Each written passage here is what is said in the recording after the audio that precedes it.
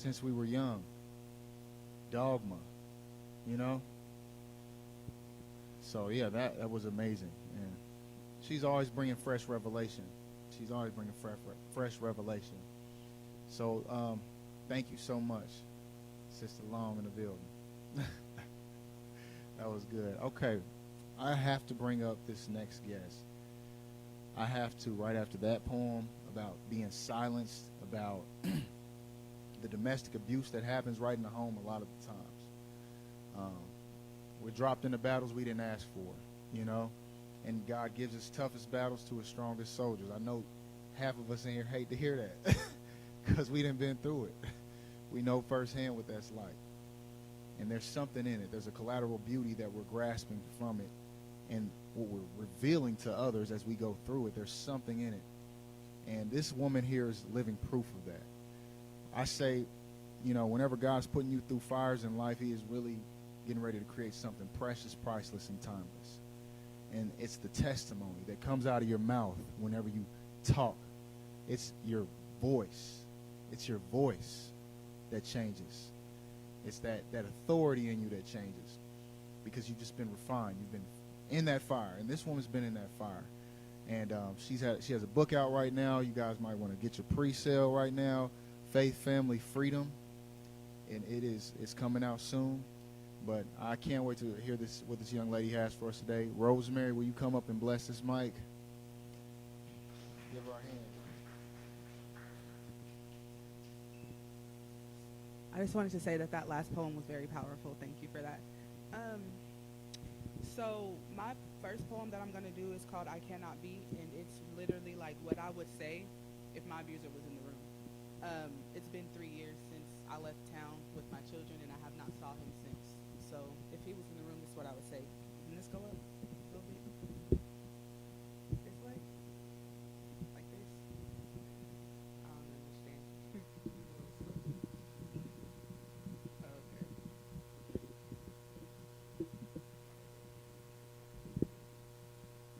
Oh. I get it. Okay, thank you. Okay, that's cool. Yeah. Okay, this poem is called I Cannot Be. I cannot be in the same room as you and not get my lick back. I cannot sleep in the same bed as you and not want to kick your... Hey, I'm not going to say it. But it's crippling to remember how unrelentingly you punched me last night, yet tonight you still want dinner? I cannot share stories back and forth with my friends. You see, they gossip about funny things, annoying habits, and well, I have nothing funny to share. It would be entertaining to share with them how you burnt the inside of my thigh when I told you I didn't want to get high.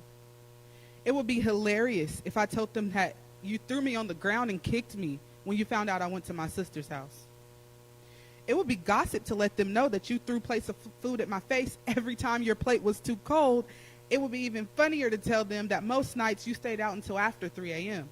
Then you crawl back in bed with me, expect head, sex, and a late night meal. Then have the nerve to get mad at me if the inside of the food was cold when I reheated the dinner in the microwave.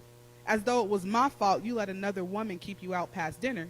Now my face is target practice for your plate? Yeah, for me, that would be devastating. I would not only have to come into agreement that we had a toxic love, but sharing my horror stories would cause my friends to tell my family, and well, that would end in the shedding of blood. I kept your secrets to protect you, despite how taunting your actions were to me. I kept quiet to honor you, despite how dishonorable your kicks and punches were to my body. I told no one to keep you alive, although every encounter I had with you killed me a little more inside. I hated going home. Yet I was not comfortable away because a battered woman is a magnet for questions, and I was too busy trying to mask the pain. So I stayed home to let my bruises heal. I stayed home that time you broke my jaw. I stayed home when you hit my daughter in the face with the belt. Her lips split so bad even I wanted to call the DCF. I was so scared that you would kill me. It seemed easier to just let you abuse me. I had fear that you would take my kids. It seemed smarter to allow you access. I had emotional damage from the times you said I was too fat, too ugly, and too dumb. You really had me thinking that you was the only one who would show my undesirable self some love. Had me thinking I was mid when I was really that zop. But you were so used to consuming all the drugs that my dope was not good enough to get you high. Yet after I left you, I realized the devil is a lie. More men offer to drink my bath water than birds fly in the sky, I'm just saying. I've been approached by some desirable men, and if I'm being honest, women too. You had me scared to move on when in reality the only one who should have been scared was you. You see, abusing me was a game for you. You thought I'd never win. But now I'm out of town, growing my faith and seeing the glow to my skin. Not bothered by your animalistic antics. You no longer live rent-free in my head. Now you're addicted to being jailbait. I wonder if you forcefully penetrate your cellmates like you did me. Because you go to jail way too often for someone who isn't being entertained. I've never been to jail, but I could only imagine the new friends you must have made. You see, you always kept a stone-faced facade, but judging by the way you handle women, I can tell that there's a real, female dog that lives within. I'm not bitter. I don't hate you. I just cannot forget the day that you almost killed me. Excuse me, days. Because I recall far too many. Like that time you cocked your Glock and aimed it at my temple. Then told me we were playing Russian roulette. Then you handed the gun to my 1-year-old son. God, I really could have been dead. I've never been the type to get my lick back, but I've always been the type to speak. So my novel, Faith, Family, Freedom, The Rosie Experience, not only unmasks the narcissistic demons inside of you, but it gives a bird-eye view of the growth God has led me to. I no longer cry when I hear your name. Seeing your message request no longer taints my day. I realize that you're just a broken boy and I have outgrown my pain. So I pray that God delivers you. I pray he sets you free, because if you're doing women and children even half as dirty as you did me, you might not live to see 30. Not everybody is as submissive as me. Some women carry a concealed weapon. Some may call their homeboys and their daddy. You lucked up when you chose me. That's the only reason you still have a chance to breathe. So don't you spin the block again talking about I miss my family, because my response will forever be, if you're referring to me and my kids, Negro what family? Thank you. And I have one more. This one is called Pick a Side, and it just basically kind of correlates when you're going through spiritual warfare and you have to realize that it's either God or the devil. There's no in between. So, okay. They say opposites attract. I found some truth in that, because every time I try to leave, something keeps pulling me back in the days. Once was lost, now I'm found. I'm living holy these days. Satan thought he had my heart, but he was highly mistaken. God cleaned me up in one night. Now I'm driven by faith. But then again, I will say that we attract what we value. Watch who receives your energy today. My presence is a privilege and a virtue. There's nothing this world offers that's worth more to me than my soul. I know that if I live unholy, then hell is where I will go. And though sin feels good to a blind eye, my eyes are opened up wide. So every time I try to sin, I drop to my knees and I cry. I ask the Lord, why me? Why can't I get away with flying by? Why does it seem that I'm immediately rebuked, but they can live their best lives? Then God picks me up and shows me a clear vision of my life. Shows all the things that he brought me through. Reminds me that my testimony is why I survived. He allowed my sin to bring me deep into an abusive marriage. He didn't take away my free will when I entered an abusive entanglement after. The reason he allowed me grace throughout all of my mistakes was so that I could walk a clean line today, tell my story, and help his other children wake up. He wants us all to stand up, stand out, and be loud. He's tired of lukewarmness. He wants to hear us proclaim that we're his child. So I obey. And I do things like write spiritual poetry, because my words are like swords, and I'm coming hard for that deceiving enemy. He lies to us when he tells us that we aren't good enough. He lies to us when he tells us that he's someone that we can trust. He lies to us when he shows us riches and tells us that denying our faith is the way.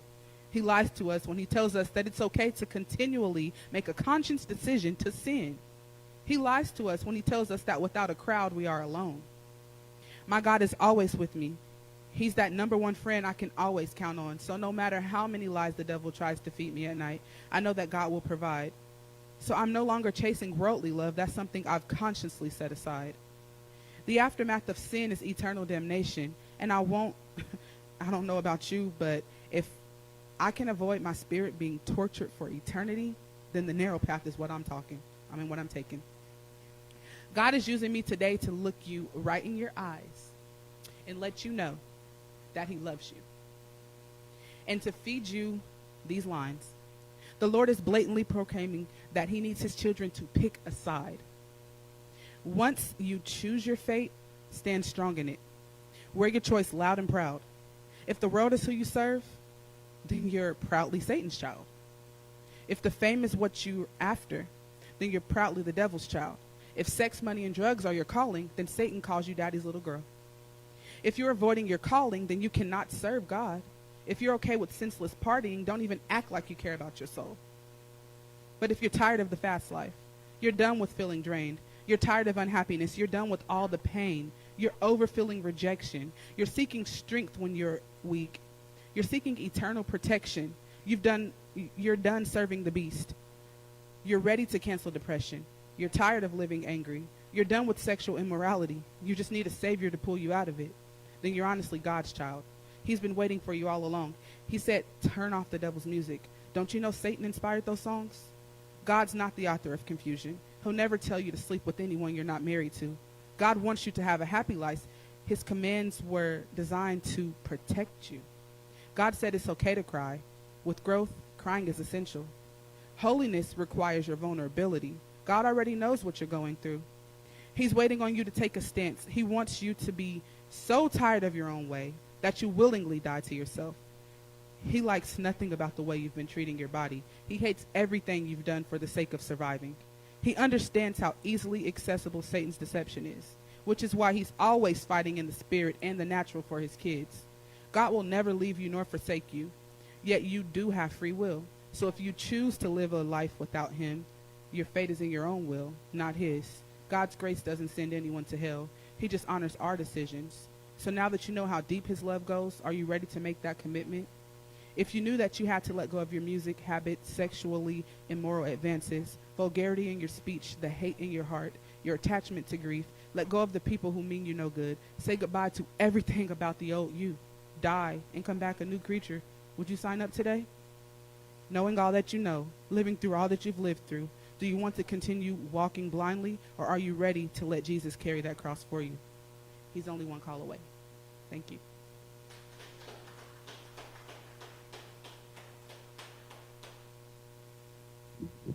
Give her another hand. That was amazing. That was really amazing. Man, my toes are sore, Mary. My toes are tired and sore. You stepped all on them. No, that was good. That was good. That was on time, and I needed to hear that.